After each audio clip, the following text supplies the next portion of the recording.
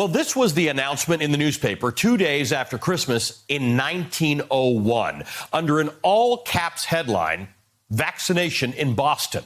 Quote, notwithstanding the fact that some 400,000 people have been vaccinated in Boston since January the 1st, the Board of Health ordered that all the inhabitants of this city be vaccinated or revaccinated forthwith.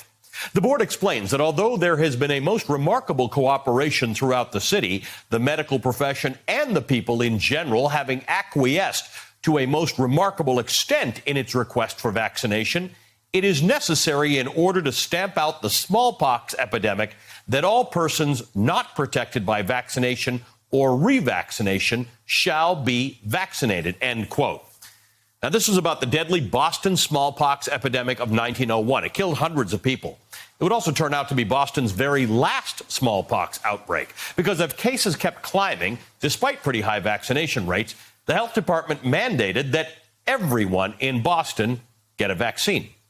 Doctors went door to door with vaccines. Look at this amazing illustration from the Boston Globe. This is January 28th, 1902, so about a month after the health department announced the mandate. Quote, about 10,000 vaccinated in South Boston.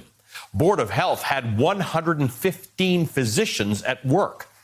And below that, it illustrates what each of these doctors carried with them: cotton, alcohol, and, quote, several boxes of vaccine points.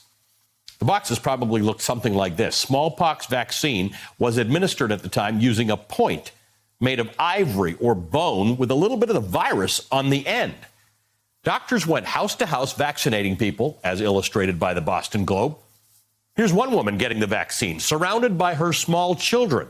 The caption reads, "Protecting Mama." Anyone who refused a vaccine would be fined $5. That's equivalent to about $150 today. And you see part of the headline on that illustration.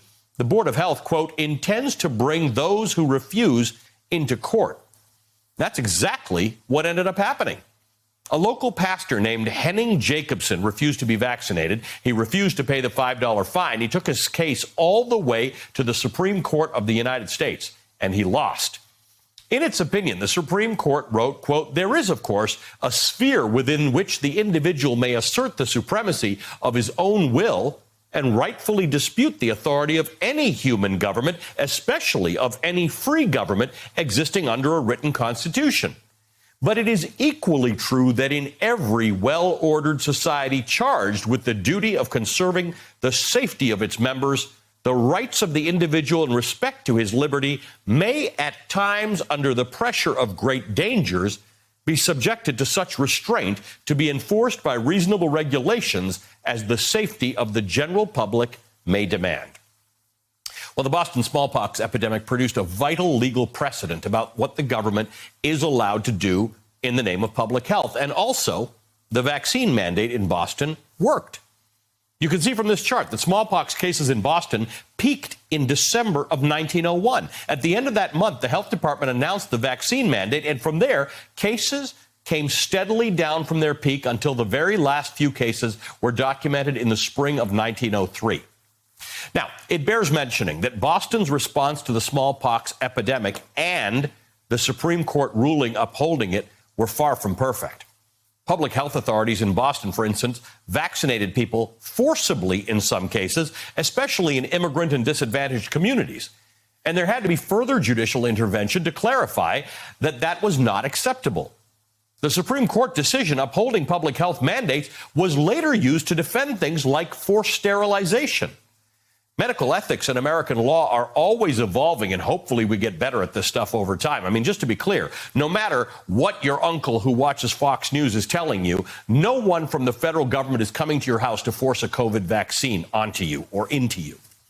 But the fundamental lesson of that Boston smallpox epidemic still stands, both in American law and in our general sense of what we owe to each other as members of a shared society. The government can take reasonable steps to require people to get vaccinated against a virus that threatens the health and safety of our fellow citizens.